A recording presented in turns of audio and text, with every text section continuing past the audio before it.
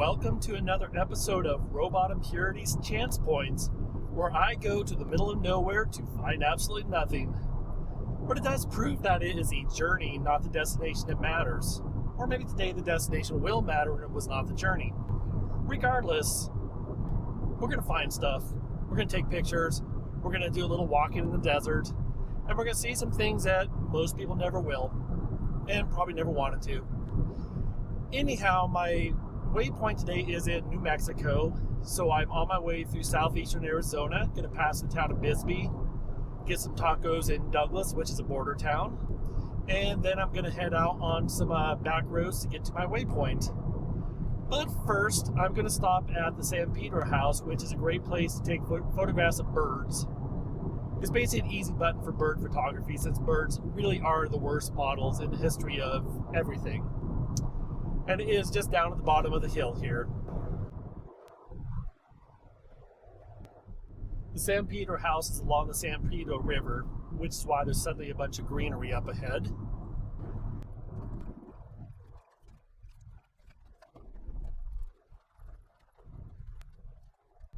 This is a pretty small little facility, but it has a little visitor center, some bird feeders. And I've taken some photos of some pretty cool birds here in the past, so I'm hoping to see a few this time. I will post the results of anything that it turns out good.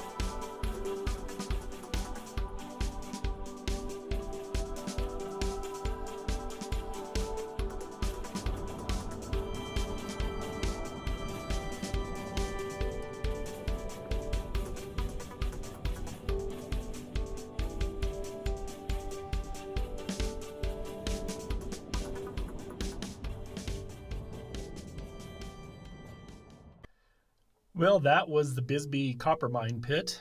It is rather massive. We just drove through the town of Bisbee, which you saw in the time-lapse video there. It's a really cool little artsy community. Used to possibly be almost a ghost town, but it got taken over by hippies, which tends to make things a little better, to be honest. Anyhow, I just wanted to show you a big mine because we'll be looking at little mines later. Next stop is in Douglas, Arizona. Gonna get some tacos from a very legitimate taco truck. I assume it's legitimate because it's literally right on the Mexican border. Just gassed up in Douglas, but I'm taking a little detour because I noticed an abandoned fast food place here that I want to get some photos of.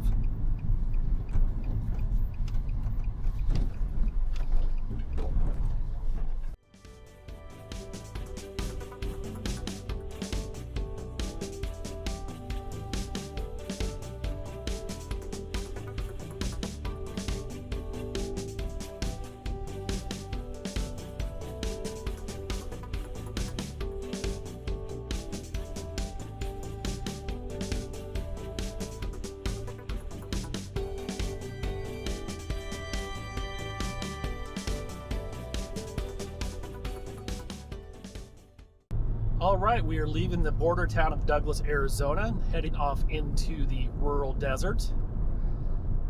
We'll be taking a back road to get to where we're going today. I don't know how much of it's paved and how much will be, dirt road, but that's what the fun is in finding out. This area is literally right next to the border, and for the record, I'm not one who really worries about the border crisis, because that really is a bit of a made-up issue for certain politicians to stoke fear in their constituency. I may or may not see migrants. I have before, but it is extremely rare. Anyhow, gonna keep on heading to where we're going today, the Waypoint in New Mexico. I think I'll do a little time-lapse video when I get to the dirt road, and I will stop whenever I see something interesting to take some photos.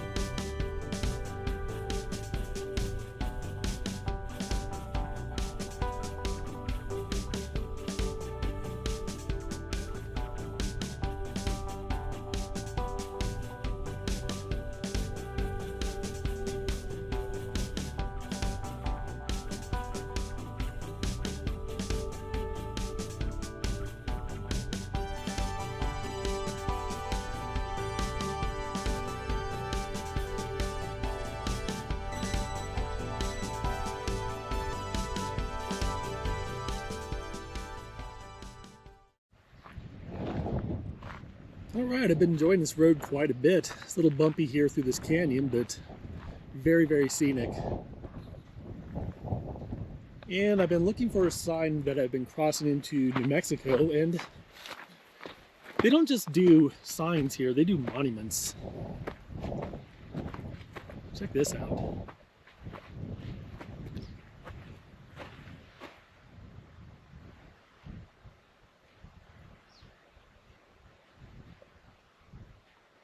All right. I'm into the New Mexico portion of this trip.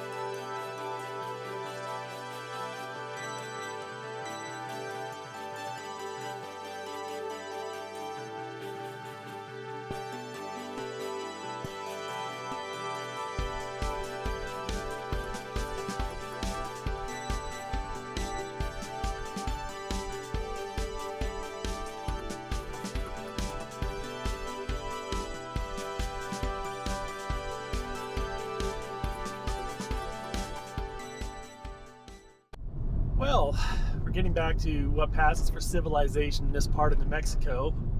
We're in a little town of Animas, which is south of I-10, which is the part of New Mexico that basically nobody ever goes to. It is very, very desolate out here. Anyhow, I am about 25 miles from the Waypoint. The GPS says about 37 minutes of driving. So we shall see if that's accurate.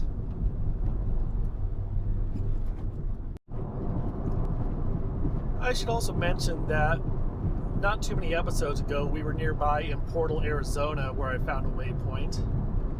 It's about 15-20 miles to the west of me right now.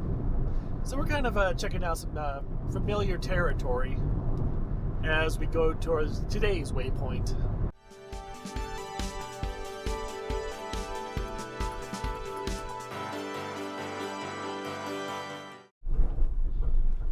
Alright, I am on the little dirt road that heads to the waypoint area. It's a little bit sketchier than I was hoping for. I mean, it's passable for now, but those rocks ahead are not terribly encouraging. I think I've mentioned it in multiple videos that desert rocks have a way of slicing tires, so you got to be very careful.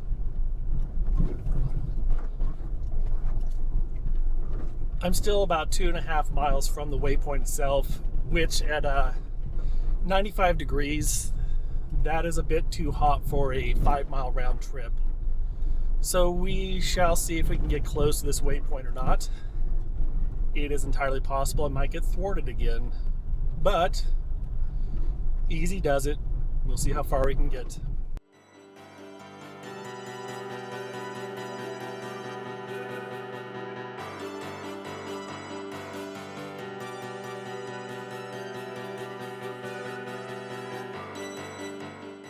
Well, and just like that, we have hit the end of what I am willing to do in this car.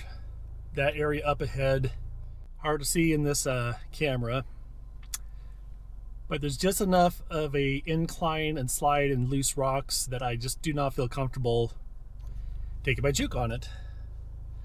I am 1.6 miles from where I would park, and like I said, in 95-degree heat, that's a little bit too far to do a round trip hike. That's just pushing your luck as far as heat exhaustion goes. So, once again, thwarted.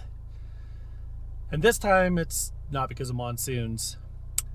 But that said, I had a very beautiful drive going east of Douglas into that really cool dirt road in that canyon. So that, again, is the journey is sometimes going to be more important than the destination.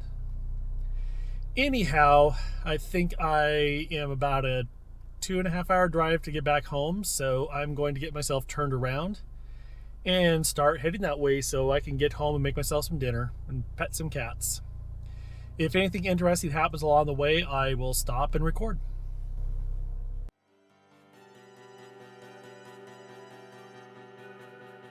Our scorecard today is 10 successful waypoint finds and 3 that got thwarted. The last 2 episodes ended up being thwarted. In the last episode, which was a trip to Utah to find the randomly generated waypoint, the monsoon weather could not be helped nor controlled. Despite the weather, I did manage to get within 2,000 feet of the waypoint after over 5,000 miles of driving. But because of the danger of lightning, I realized it was not safe to continue, and I was okay with that partial thwarting of the goal. But in this episode, I realized that I could have planned things slightly better. After generating the waypoint, I looked closely at satellite maps to determine if the dirt road leading towards a waypoint was passable for my car. It was difficult to tell for certain, but I did make one mistake. Had I looked at Google Street View, where the dirt road headed away from the paved highway, I would have seen that the road is far more rugged than I would have preferred.